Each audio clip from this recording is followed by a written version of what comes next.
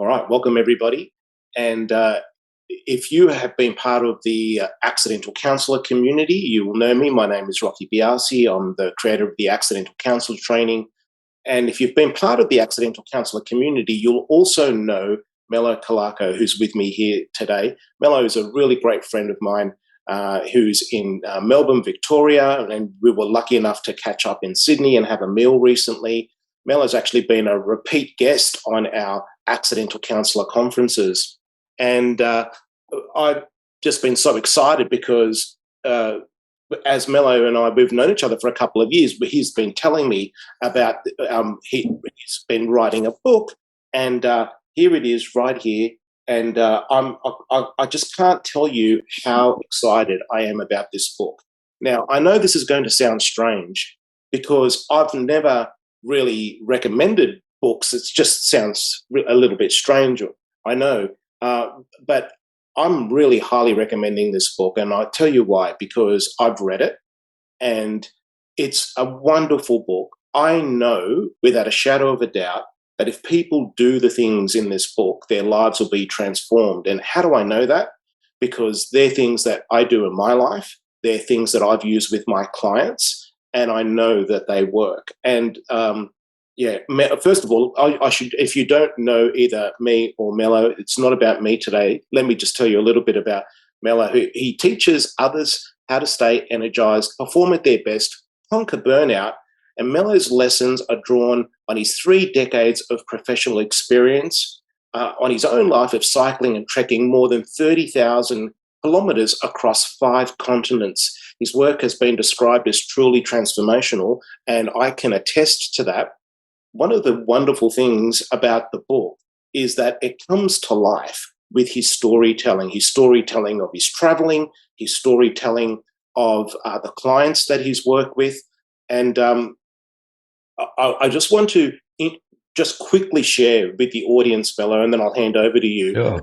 There are 9 chapters in this book, and it starts on self-awareness and burnout and self-care, stress and resilience, self-regulation. They're just wonderful chapters. Overwhelm and anxiety, fear and trust, purpose and perseverance, and also balance. So it's just extraordinary. I know when we caught up together, Mello, you were telling me you had to actually take some chapters out, and I hope one day I can get to read them also.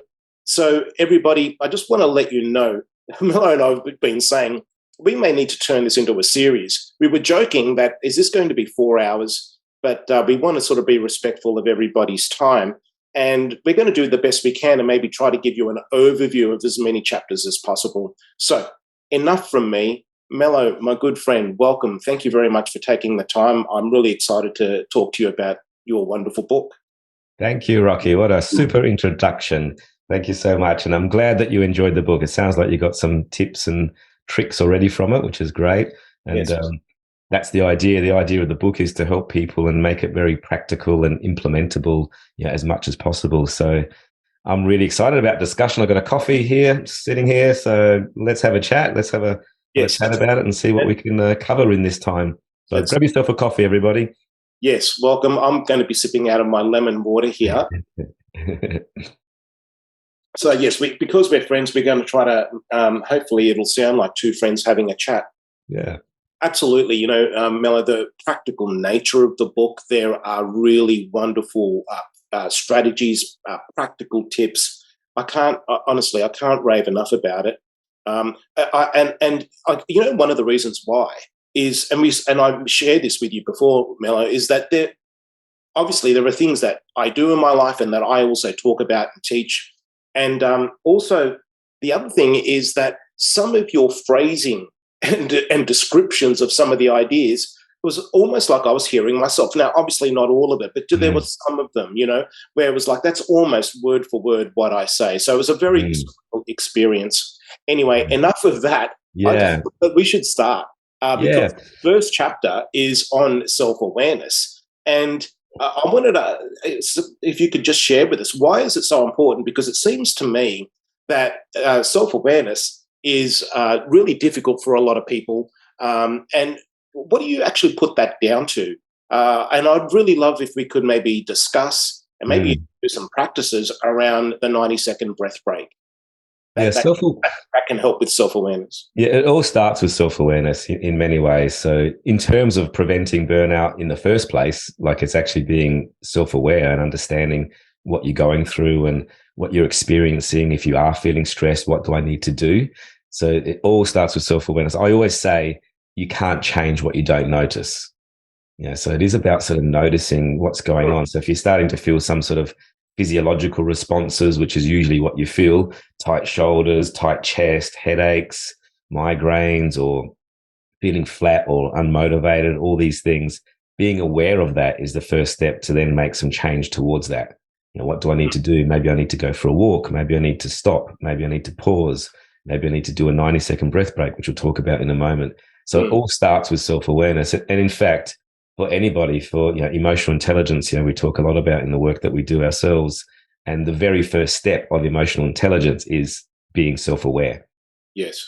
And it is about understanding yourself, understanding your behaviors, understanding your actions, understanding the way that you work. So it all starts with it. And when it comes to self-awareness and mindfulness is a great tool for us to actually become more self-aware. There's two practices with mindfulness, and one is what's called the formal practice, where you actually stop, you pause, you do some breath work, you tune into the body, and that's a meditation practice. Let's say that will train your awareness to be more aware of how you're feeling physically, mentally, emotionally. But there's also what's called the non-formal practice, and that's when you are going about your day and doing all those 10,000 things that you do in the day, like brushing your teeth or washing your hair or whatever it is that you're doing in the day, and you become more aware of that. So you pay more attention to that. And both of those practices will help you to be more aware in the moment. And this is important because we're often hijacked out of the moment.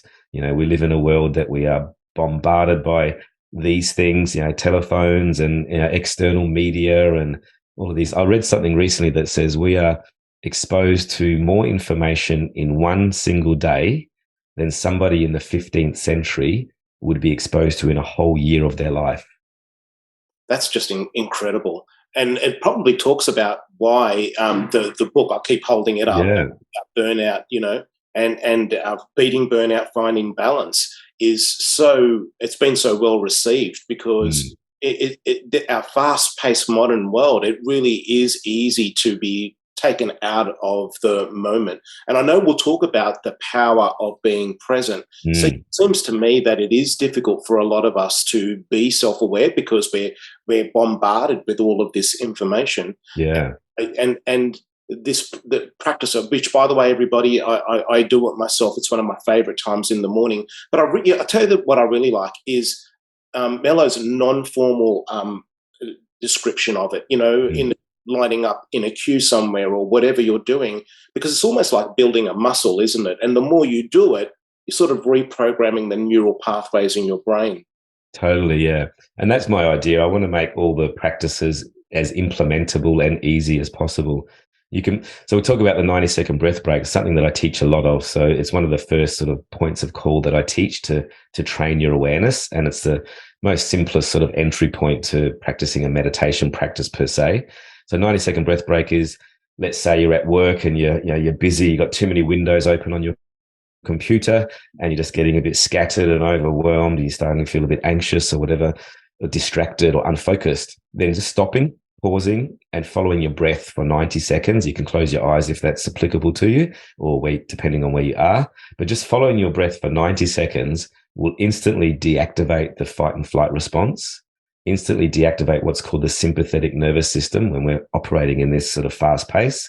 And it'll activate the opposite of the fight and flight response, which is called the rest and digest phase, or often called the parasympathetic nervous system. So actually, physiologically, it only takes about 90 seconds to reset the nervous system.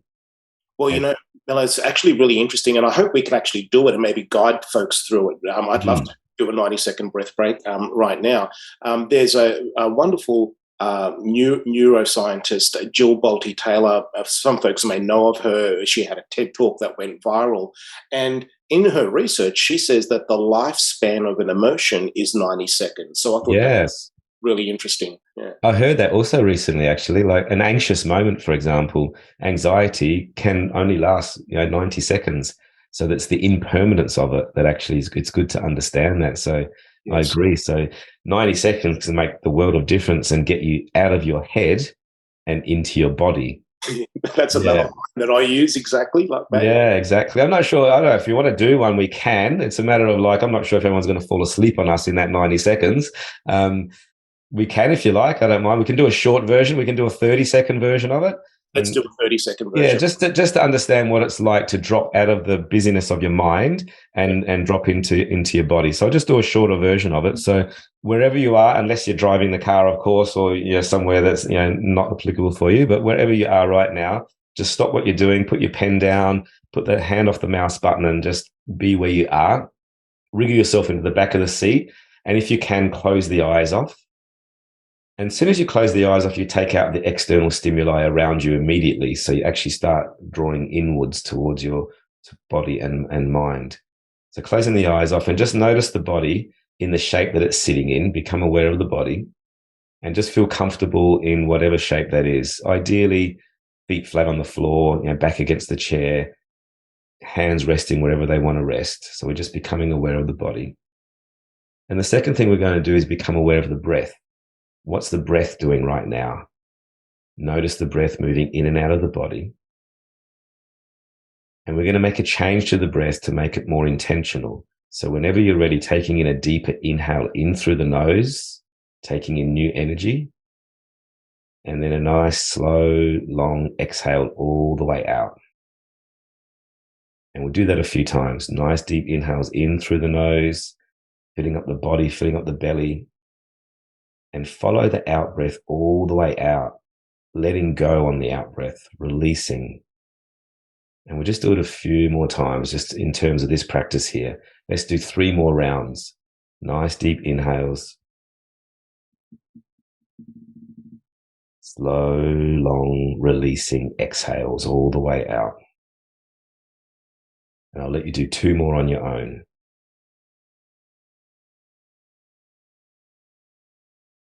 All the way out. And just notice where you notice the breath the most, around the nostrils, around the throat, around the chest, around the belly. Do 1 more to close off this practice. 1 more deep inhale. And 1 slow, long, releasing exhale. And if you haven't fallen asleep on us, gently open the eyes and come back to the room. Now, that was around about 30 seconds to a minute, so just a shorter version of it. But just instantly, you just notice that this calming effect, comes over your body, takes you out of that responsive, reactive mode of the amygdala firing up, which I'm sure we'll talk about later, and it just drops you into your body and your breath. So simple practice, super effective, and I recommend to do that throughout the day. So anytime you're feeling a bit scattered, anytime you're feeling a bit distracted, anytime you're feeling tired or fatigued, just doing that practice throughout the day will really help you to self-regulate. Yes, and when you shared that with us, Melo, in our conferences in the past, I've actually shared this with in my workshops, and people have raved about it. I've felt it also, and I really like the idea that you don't always have to sit there with your eyes closed. We need to go to the bathroom several times a day, right? Well, if you're anything like me, when you're washing your hands, you're becoming mindful of the breath. And I really love that the informal aspect of it, where we can be doing this in our daily practices. And the more we do that, the more it builds up the habit. But we've got a lot to cover, Mela, so we're just going to keep going into the next chapters. Sure. The next one is on burnout and self-care.